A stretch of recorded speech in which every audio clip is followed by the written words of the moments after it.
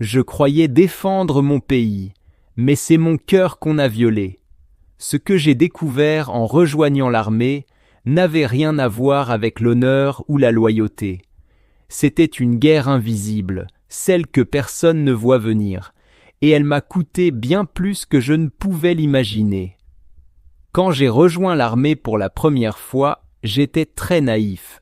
Je croyais sincèrement ce que disaient les recruteurs, sans comprendre la différence entre la doctrine, la manière dont les choses devraient être, et la réalité, la manière dont elles sont vraiment. Je pensais que les officiers étaient les meilleurs éléments des universités, distants mais dévoués à la mission. Je croyais que les sous-officiers étaient les soldats les plus compétents et méritaient chaque promotion par leur mérite. Et enfin, je croyais que les simples soldats pouvaient trouver une véritable famille parmi ceux qui s'étaient engagés pour défendre la Constitution contre les ennemis étrangers et intérieurs. J'ai découvert dès la première année que presque rien de tout cela n'était vrai. J'avais épousé mon amour de lycée, plus jeune que moi de quelques années, et j'étais déterminé à prouver ma valeur comme soldat et comme homme. Je me portais volontaire pour les missions à l'étranger, les zones de guerre, les tâches les plus difficiles. Issu d'un milieu pauvre, l'armée représentait pour moi le meilleur moyen de sortir du ghetto et d'accéder à la classe moyenne. On m'avait vendu ce rêve: si tu protèges ton pays, l'armée s'occupera de toi et de ta famille. Pour moi et ma femme de 19 ans, ça ne s'est pas du tout passé comme ça. Les noms ont été changés. Mon entraînement initial comprenait le camp de base, la qualification aéroportée et l'entraînement ranger. Officiellement, j'étais un dur à cuire selon l'armée américaine. Mais au lieu d'être affecté aux forces spéciales ou à la 82e division aéroportée, on m'a envoyé à l'étranger dans une unité de sécurité sans aucun rapport avec le combat d'élite, juste la malchance. Pour résumer, mon poste consistait à faire 24 heures de garde, 6 heures d'administration, puis 18 heures de repos, tous les jours de l'année. En raison de la réduction des effectifs et des multiples conflits, nous faisions près de 5000 heures par an au lieu des 2000 prévus. C'est ainsi que j'ai perdu mon emploi et ma femme dès ma première affectation. Elle avec seulement un diplôme de lycée et aucune qualification particulière, passait des heures au centre de loisirs de la base entourée de jeunes soldats. Erin, 19 ans, une blonde aux yeux bleus avec un corps de mannequin et un sourire ravageur, était l'archétype de la pom-pom girl du lycée, mais aussi très intelligente. Notre plan, qu'elle suive des cours de fac pendant que je ramenais de quoi vivre, mais mes horaires me détruisaient physiquement et mentalement. Je n'étais bon qu'à manger et dormir, même si on avait encore des rapports sexuels environ 3 fois par semaine. J'étais tellement épuisé que je sombrais souvent dans le sommeil juste après. Erin a alors commencé à s'intéresser à un autre homme, le capitaine Dustin, alias Kit, un officier qui donnait des cours du soir. Elle n'arrêtait pas d'en parler. Un jour, je suis allé discrètement à l'un de ses cours et j'ai vu son regard. Elle était amoureuse. Quand nous l'avons rencontrée officiellement, je devais l'appeler Capitaine Dustin, mais elle, c'était juste Kiss. Ça m'a mis très mal à l'aise, mais mes quarts de 24 heures continuaient sans répit. Vers la fin de mon affectation, elle m'a demandé une séparation légale. Je soupçonnais Keith, mais je n'avais ni le temps ni les moyens d'enquêter. Alors j'ai signé les papiers, la laissant retourner aux États-Unis 6 mois avant moi. J'ai appris plus tard que Dustin avait été rapatrié au même moment. 6 mois plus tard, à mon retour, elle semblait vouloir qu'on se remette ensemble. J'étais fou amoureux et élevé par une mère divorcée, je refusais l'idée du divorce, alors je l'ai reprise. Sa mère l'avait d'ailleurs honteusement poussé à revenir vers moi. Nouvelle affectation, horaires normaux. J'avais été promu, on avait plus d'argent, des sorties, des dîners. Un jour, je rentre plus tôt à la maison, le téléphone sonne. Elle décroche depuis la chambre, moi depuis la cuisine. Elle dit « Salut Kate ». Je couvre le combiné. Elle ne sait pas que j'écoute. Elle lui dit qu'il lui manque, qu'elle veut parler, et elle raconte des détails torrides de leur liaison. Elle termine par « Je t'aime » et raccroche. J'étais anéanti. Je l'ai confrontée. Depuis quand ? Elle a avoué avoir couché avec lui alors qu'il était son prof, puis après notre réconciliation. Pourquoi lui ? Parce qu'il me fait me sentir comme une princesse. Toi, tu es juste un pauvre. Il n'était pas plus performant au lit, ni plus musclé, juste plus riche, cela m'a brisé. Je n'arrivais plus à la toucher, mon rejet l'a poussée encore plus vers lui. Après quelques semaines de tension, elle a demandé à parler, elle prétendait que je restais sa priorité, que l'autre n'était qu'un passe-temps. Mais j'étais là, à la maison, disponible, et pourtant elle continuait à le voir. Il se voyait à midi, à l'hôtel pendant mes exercices. Je lui ai dit que si elle continuait, j'allais lui faire la peau. Une semaine plus tard, j'étais affecté 1 an dans une zone de combat. Avant mon départ, elle me sautait dessus chaque nuit et chaque matin. Je n'ai pas eu le temps de me venger. Depuis là-bas, on s'écrivait, mais les lettres prenaient du temps. Au fil des mois, des soldats me parlaient de ma femme vue au club des officiers, sans preuve, juste des rumeurs. Elle couchait avec Keith, Jeff, Tom et Rick. De jeune mariée douce, elle était devenue une vraie traînée. J'avais hâte de partir en permission de 2 semaines, mais en voulant acheter mon billet surprise, mon compte avait été vidé. Ma carte était maxée. Pas de retour possible. J'ai tenté d'appeler chez moi, pas de réponse. J'ai écrit une lettre enragée, pas de réponse. J'ai annulé ma permission.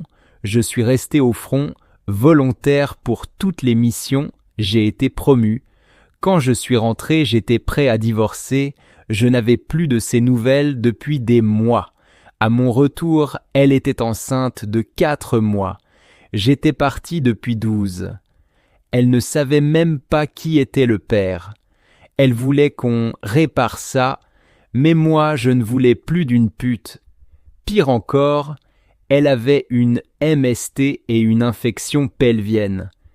J'ai demandé le divorce, mais notre État ne reconnaissait pas l'adultère. Divorce sans faute. Résultat, pas de pension, mais pension alimentaire pour un enfant qui n'était même pas le mien. Car marié à la mère, père officiel, biologiquement ou pas, divorcé mais encore coincé avec ses dettes d'études. J'étais co-signataire, sa voiture, la pension. Je suis retourné au front, ou au moins je mangeais gratuitement.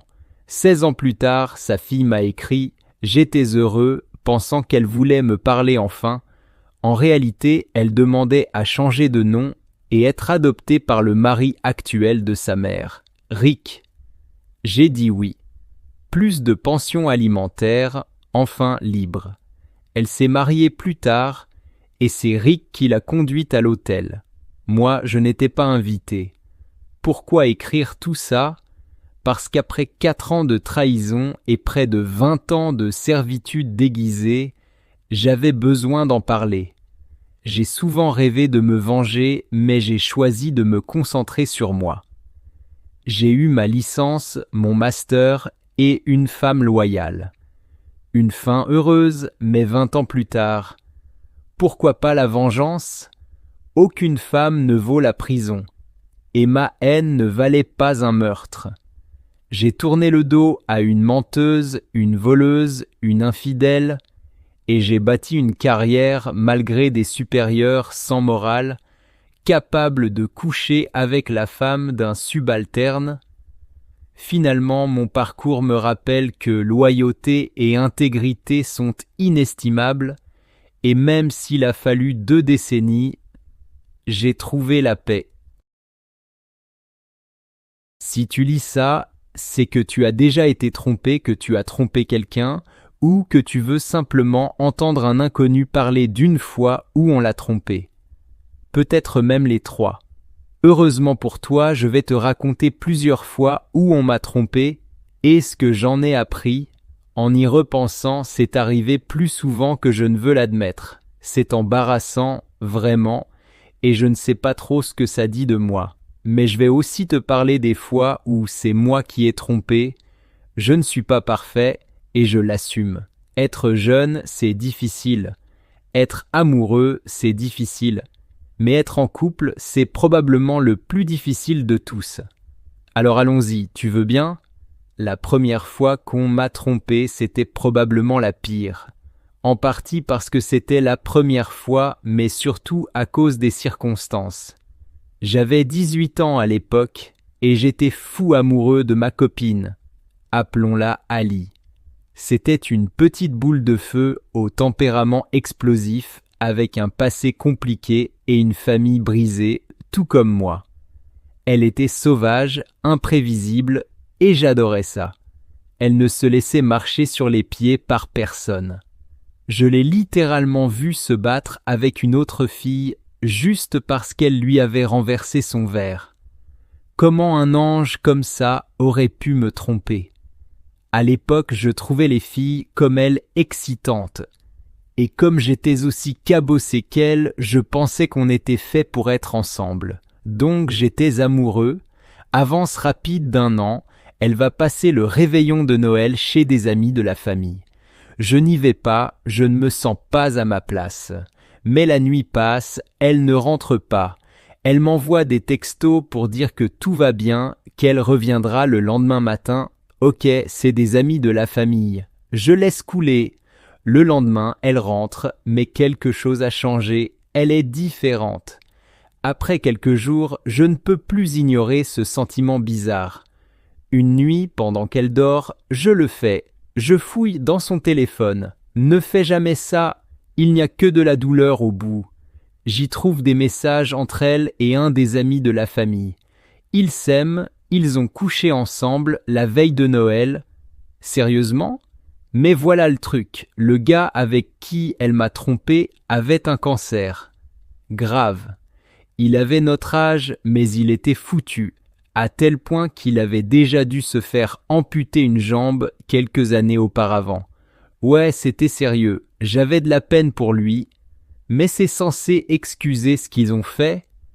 Sa famille, à elle, le pensait. Elle leur a dit que j'étais au courant, et ils m'ont tous fait la morale. À moi, ils ont eu le culot de me dire que j'avais tort d'être en colère. Steve, il va mourir, ce n'est pas si grave. Ouais, il va mourir, mais il a encore assez de force pour baiser ma copine. Par contre, pas assez pour que je puisse lui casser la gueule, ce serait mal vu, donc j'ai rien fait, juste eu le cœur brisé. La fille que j'aimais m'a trompé avec un mec cancéreux à une jambe la veille de Noël, et c'est moi le méchant parce qu'il est condamné. Et oui, il est mort 2 ans plus tard. À ce moment-là, Ali et moi, c'était de l'histoire ancienne. Et j'ai ressenti de la peine pour lui. Il était beaucoup trop jeune pour mourir comme ça, et je comprends. Si j'avais été à sa place, j'aurais probablement fait pareil, à chaque occasion, sans culpabilité. Parce que qui va se venger d'un gars mourant à une jambe ? Personne. Moi non plus. J'étais juste triste. La fille suivante s'appelait Jen. On est restés ensemble 4 ans. Elle m'a trompé au moins 10 fois, peut-être plus. C'était une gamer girl, à fond dans les jeux vidéo et la tech, elle rencontrait plein de mecs en ligne. Tu sais comment sont les mecs gamers quand une fille débarque dans le lobby. Elle flippait avec eux et au début, je ne m'inquiétais pas. Puis on a commencé à recevoir des colis à l'appart, des trucs stylés, des écrans, des laptops. Elle me dit que les mecs l'aiment bien et qu'elle flirte pour obtenir des cadeaux. Je trouvais ça malsain, mais elle m'offre un ordi flambant neuf. Ok, cool. Ma copine arnaque des mecs pour qu'on ait des cadeaux. Flirt, Jen, flirt. C'était un peu comme de l'OnlyFans avant l'heure, et elle ne faisait que flirter, donc encore mieux. Mais elle ne faisait pas que flirter. Un soir, je rentre plus tôt du boulot. Je l'entends derrière la porte de la chambre, je tends l'oreille et ça devient explicite. J'ouvre la porte, elle est en webcam avec un gars et se fait plaisir. Et ce n'était pas le seul. Apparemment, elle voyait certains de ces mecs IRL quand elle allait voir ses parents. Elle gagnait ses cadeaux, si tu vois ce que je veux dire. J'ai su tout ça parce qu'un des gars m'a contacté sur Facebook. Il voulait se venger parce qu'elle ne l'avait pas choisi. Et pourtant, on est restés ensemble. Probablement parce qu'on vivait ensemble et que c'était plus simple. Alors au lieu de la quitter, j'ai commencé à la tromper moi aussi.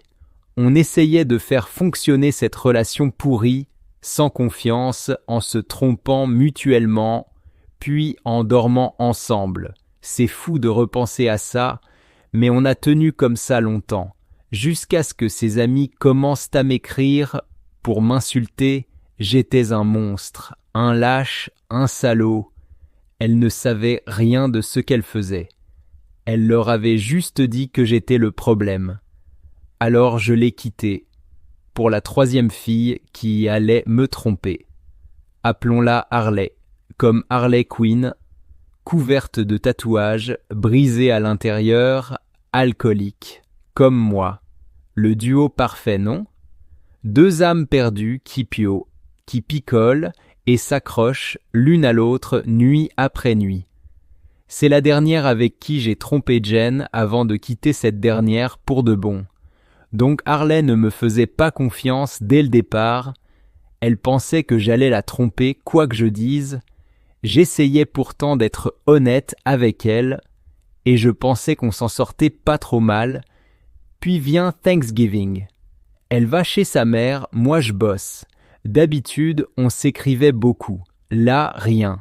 Même après mon retour du boulot. Ça m'a rappelé ce Noël avec Ali, cette sensation seule pendant un jour de fête. Pourquoi elle ne répond pas? Tout en moi hurlait qu'elle me trompait. Non, calme-toi, ce n'est pas Ali. Je laisse couler, elle vient le lendemain, dit que son téléphone était mort, que Thanksgiving était super. Elle va prendre une douche. Son téléphone reste sur le lit. C'est ma chance. Est-ce que je regarde? Est-ce que je veux vraiment savoir? Puis le téléphone vibre. Écran allumé.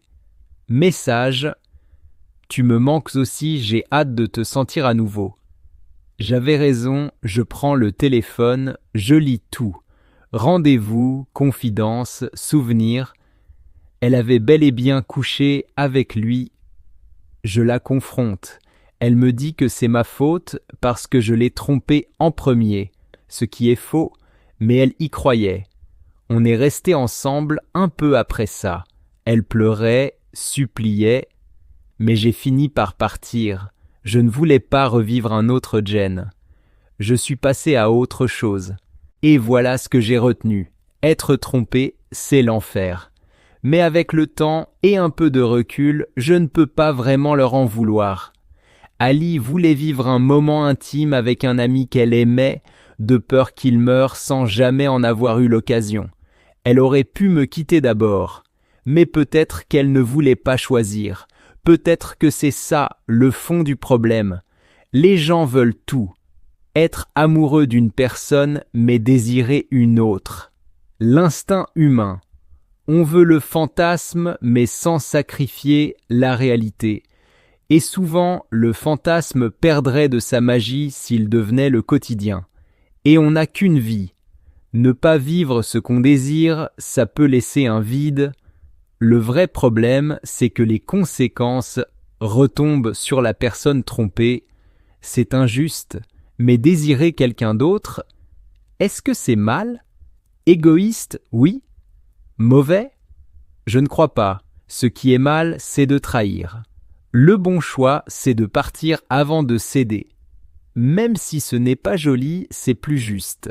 Jen, elle voulait du luxe, elle voulait les belles choses, pas un gars fauché comme moi, mais elle m'aimait quand même. Mon humour, mon physique, mon âme, mais mon cœur ne lui achetait pas un iPad. Alors elle a trouvé 10 autres cœurs qui pouvaient. Elle voulait tout, mais on ne peut pas tout avoir.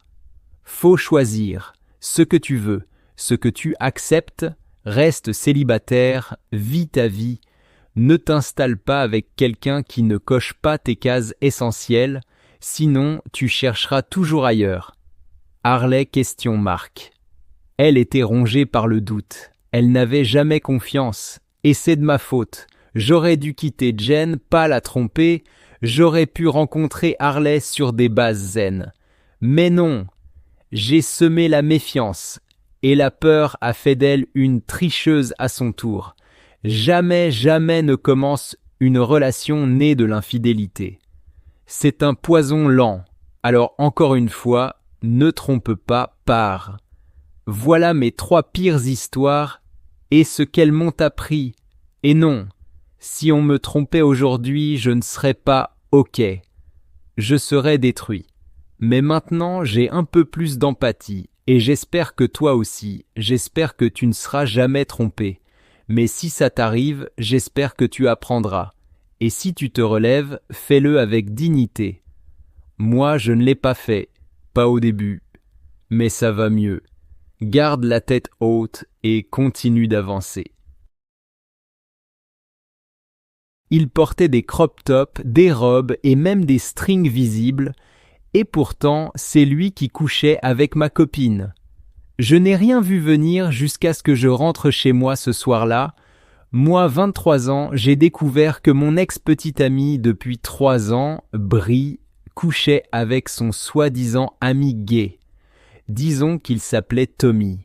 Elle et Tommy sont devenus amis en travaillant ensemble chez Olive Garden. Ils étaient collègues et amis depuis environ 1 an. À cette époque, je vivais en colocation avec Brie et en quelque sorte aussi avec Tommy, car il était là presque tous les soirs et dormait parfois sur notre canapé alors qu'il avait son propre studio. Un soir, je suis rentré tard après un service de 11 heures. J'avais aidé à fermer le resto. En arrivant, je les ai vus tous les deux assis sur le canapé, Brie allongé dans les bras de Tommy. Je n'ai pas trop réfléchi à la scène et je l'ai laissé passer car je croyais qu'il était gai. J'étais convaincu de sa gaïtude car à chaque fois que nos regards se croisaient, il me faisait un petit sourire aguicheur, me lançait un clin d'œil et portait souvent des vêtements féminins, crop top, robes et même des strings qu'il remontait volontairement pour qu'on les voie. Quand je suis entré ce soir-là, je n'ai rien dit, je les ai juste regardés. Tommy avait le visage figé. En m'approchant, j'ai remarqué qu'il transpirait et j'ai vu Brie se retirer brusquement de ses bras, l'air paniqué. J'ai commencé à me poser des questions, mais j'étais trop épuisé pour faire une scène. Sous la douche, je repensais au regard qu'elle m'avait lancé. Quand je suis sorti, j'ai vu Tommy partir. Ce soir-là, il ne portait pas ses vêtements habituels. Il évitait mon regard comme s'il avait honte. En entrant dans la chambre, j'ai senti une odeur familière. J'ai immédiatement compris ce qui s'était passé. Je suis retourné au salon, encore en serviette, et Brie pleurait déjà. Elle savait que j'avais compris. J'étais trop épuisé pour crier. Je lui ai dit calmement qu'elle avait 1 heure pour faire ses valises. Elle s'est mise à hurler, m'accusant d'être infidèle et de texter d'autres filles. Je lui ai jeté mon téléphone en lui disant de me prouver ça. Elle n'a rien pu dire, elle savait qu'elle était en tort. Elle s'est contentée de me répéter « Désolé ». J'étais furieux, une montée d'adrénaline m'a envahi. Mais au lieu de crier, je suis allé dans la chambre et j'ai commencé à faire ses valises. Après avoir tout rangé, je me suis calmé et je lui ai proposé de parler à condition qu'elle reste calme. Je lui ai dit que si elle me disait depuis combien de temps elle couchait avec Tommy, j'écouterais ses excuses. Elle a commencé à parler, mais mon cœur était brisé. Je n'entendais presque rien. Tout ce que j'ai retenu, c'est qu'ils couchaient ensemble depuis plusieurs semaines. Elle continuait de s'excuser, promettait qu'elle ne verrait plus Tommy. Je l'ai remerciée pour ses excuses et je lui ai dit que c'était terminé. Elle sanglotait. J'ai appelé un Uber pour qu'elle retourne chez sa mère. En l'aidant à charger ses affaires dans la voiture, elle m'a dit « Ça n'aurait pas dû arriver. J'espère que tu me donneras une seconde chance. » Je n'ai rien répondu. Chaque mot qu'elle disait me dégoûtait un peu plus. Quand elle est arrivée chez sa mère, celle-ci m'a envoyé un message pour me demander ce qu'il s'était passé. Je lui ai répondu de demander à Brie, puis j'ai bloqué leurs 2 numéros, car je savais très bien que Brie allait chercher un moyen de me faire porter le chapeau. On se suit toujours sur les réseaux et je la vois encore regarder mes stories, surtout depuis que j'ai commencé ma transformation physique. Ça fait maintenant 2 ans que je n'ai plus aucune nouvelle directe d'elle. Je suis toujours célibataire, mais dans la meilleure forme physique de toute ma vie.